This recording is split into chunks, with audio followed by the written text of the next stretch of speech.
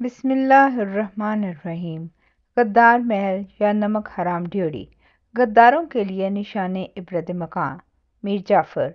یہ محل جس کے کھنڈرات کے آپ فوٹو دیکھ رہے ہیں، آج سے 300 سال پہلے انتہائی خوبصورت اور بہت بڑا محل ہوا کرتا تھا، لیکن جیسے ہی اس محل کا مالک مرا، اس کے بعد کسی نے اس محل میں آباد ہونے کی کوشش نہ کی۔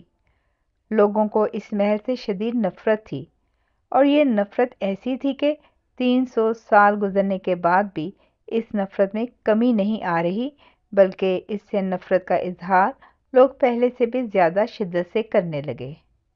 مثال کے طور پر، جب کوئی شخص اس محل کے قریب سے گزرتا ہے تو آج بھی اس کے اوپر تھوک کر گزرتا ہے، حتیٰ کہ کچھ لوگ نفرت میں اس قدر انتہا پسندی کا مظاہرہ کرتے ہیں کہ اس کی دیواروں پر باقاعدہ جوتے مارے جاتے ہیں۔ انسانوں کی تاریخ میں یہ پہلی عمارت ہے جس سے نفرت کی جاتی ہے، اور یہ بھی ایک تاریخی ریکارڈ ہے کہ کسی عمارت کو اس سے پہلے اتنے نفرت انگیز نام نہیں دیے گئے۔ اس کو اس ملک کی گورنمنٹ نے سرکاری طور پر اسے غدار محل کا نام دے رکھا ہے۔ کچھ لوگ نمک حرام ڈیوڑی بھی کہتے ہیں۔ یہ بات تو شاید آپ کے لیے اتنی بڑی نہ ہو کہ کسی ملک میں کوئی حکومت کسی تعصب کی وجہ سے یا کسی نفرت کی وجہ سے ایسا نام دے سکتی ہے، لیکن آپ کے لیے حیرت کی بات ہوگی کہ سب سے بڑے عالمی ادارے یونیسکو نے بھی اس عمارت کو غدار محل کا نام دے رکھا ہے۔ اس عمارت کو نہ تو استعمال کیا جا سکتا ہے، نہ ہی اسے توڑا جا سکتا ہے، اور نہ ہی اس کا نام تبدیل کیا جا سکتا ہے۔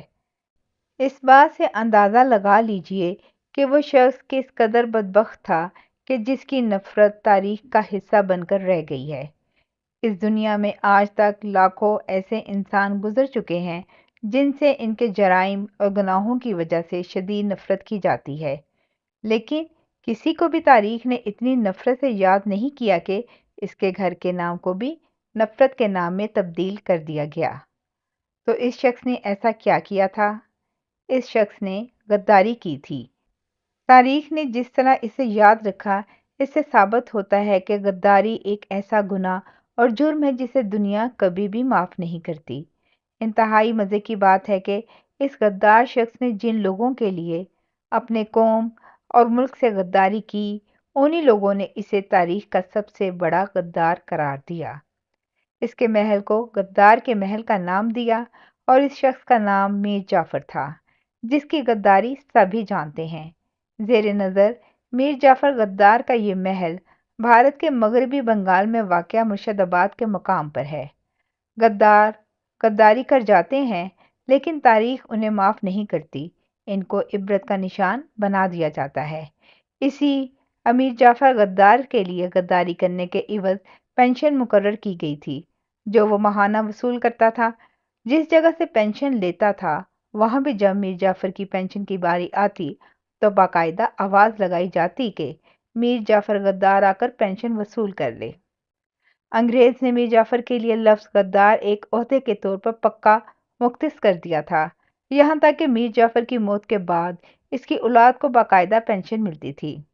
ماضی کی روایت پر چلتے ہوئے جیسے ہی میر جعفر کے بیٹے یا پوتے کی باری آتی تو باقاعدہ آواز لگائی جاتی کہ میر جعفر غدار کا پوتا پینشن وصول کر لے۔